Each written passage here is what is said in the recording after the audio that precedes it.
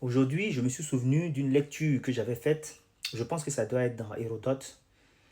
Et où il parlait des fêtes des Égyptiens anciens, des anciens Égyptiens.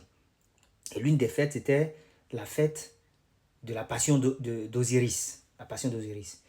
Et il parle des lamentations des gens parce que le dieu avait été tué par son frère Seth et de la joie suite à sa résurrection. Bref, et ça me fait penser à ces films-là qu'on regardait quand on était petit dans les années 80-90, où on nous montrait la passion du Christ à la télé, hein, ou dans les projections de vidéos, et où il y avait des gens qui pleuraient parce qu'ils prenaient ça au sens littéral, ils prenaient ça comme une histoire vraie.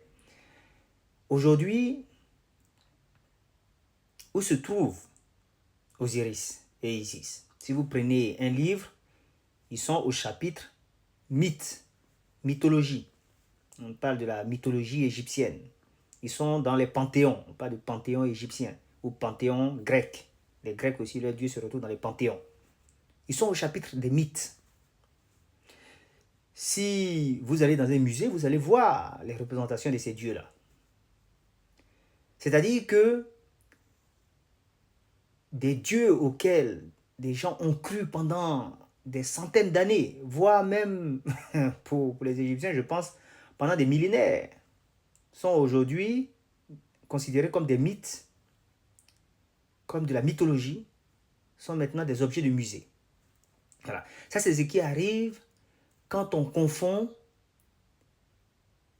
les vêtements de la vérité et la vérité elle-même. Quand on confond l'allégorie et la réalité cachée derrière l'allégorie. Parce qu'en Égypte, les prêtres, eux, ils connaissaient le sens réel de ces histoires-là. Ils savaient ce qui se cachait derrière. Ils savaient que c'était des allégories. Et tous les historiens nous disent que les Égyptiens sont passés maîtres, sont les maîtres de l'allégorie. C'est-à-dire qu'ils cachaient des vérités spirituelles et physiques derrière des histoires symboliques. Mais le peuple prenait ça pour quelque chose d'historique. Et c'est ce que font aujourd'hui beaucoup de gens. C'est-à-dire qu'aujourd'hui, le Christ, Marie et Satan ont remplacé Osiris, Isis et Seth. Amon a remplacé le dieu caché, dont on ne prononce pas le nom. Mais l'avantage des Égyptiens, c'est qu'au moins leurs prêtres connaissaient le sens, puisque c'est eux qui avaient créé ça, ils connaissaient le sens. Aujourd'hui, les prêtres eux-mêmes prennent la chose au sens littéral, prennent la chose comme un fait historique. Dans 100 ans, 200 ans, 300 ans, peut-être 1000 ans, 2000 ans, les Égyptiens, ça a duré plus de 3000 ans. Hein. On nous dira peut-être que finalement, on avait cru en des mythes. C'est même pas peut-être, c'est sûr.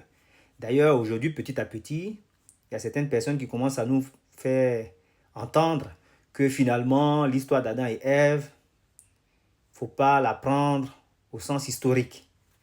Mais ça, juste un peu de bon sens suffisait pour le savoir. Même un élève de primaire, qui réfléchit, quand il lit ces genres d'histoires, il sait que ça, ce sont des contes, ce sont des allégories, ce sont des histoires racontées pour convoyer un message.